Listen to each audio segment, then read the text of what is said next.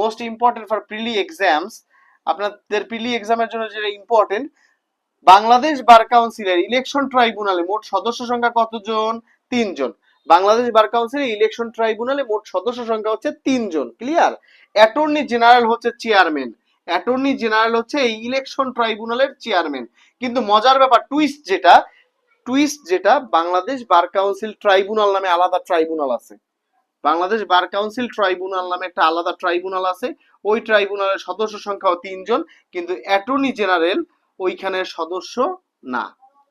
তাহলে attorney general bar council tribunal, শব্দটা একটু খেয়াল করেন, বার কাউন্সিল ট্রাইব্যুনাল, এইটার সদস্য কিন্তু অ্যাটর্নি জেনারেল না, কিন্তু বার কাউন্সিল ইলেকশন ট্রাইব্যুনাল ওইখানের চেয়ারম্যান কিন্তু অ্যাটর্নি জেনারেল। ক্লিয়ার? এটা কিন্তু পরীক্ষায় টুইস্ট আসবে। তাহলে আমরা আসেন চট করে সামারিটা একটু জেনে নিই।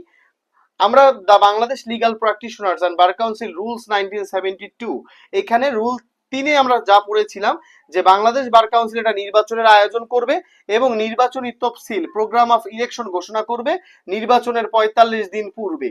নির্বাচনের 45 দিন পূর্বে, পরীক্ষা এতটুকু ইম্পর্টেন্ট।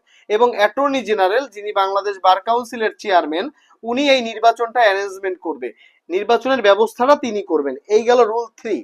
রুল 22-তে বলা আছে বাংলাদেশ বার কাউন্সিলের চেয়ারম্যান যাকে আমরা বলি অ্যাটর্নি জেনারেল, উনি ইলেকশন ট্রাইব্যুনালেরও চেয়ারম্যান।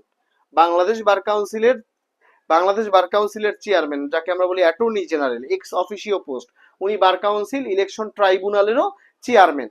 ক্লিয়ার? এবং এই ট্রাইব্যুনালে মোট সদস্য সংখ্যা হচ্ছে 3 জন, 3 জন, এবং অ্যাটর্নি জেনারেল হচ্ছে একজন, উনি হচ্ছে চেয়ারম্যান, এবং তার সাথে আরো বার কাউন্সিলের 2 জন সদস্য মিলে, এই 2 আর 1 3, এই 3 জন মিলে ইলেকশন ট্রাইব্যুনাল গঠন করা হবে।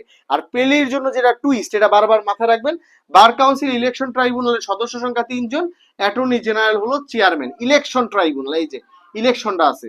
আর যদি বার কাউন্সিল ট্রাইব্যুনাল আসে সেখানে সদস্য সংখ্যা 3 জন, কিন্তু অ্যাটর্নি জেনারেল কিন্তু সদস্য নন।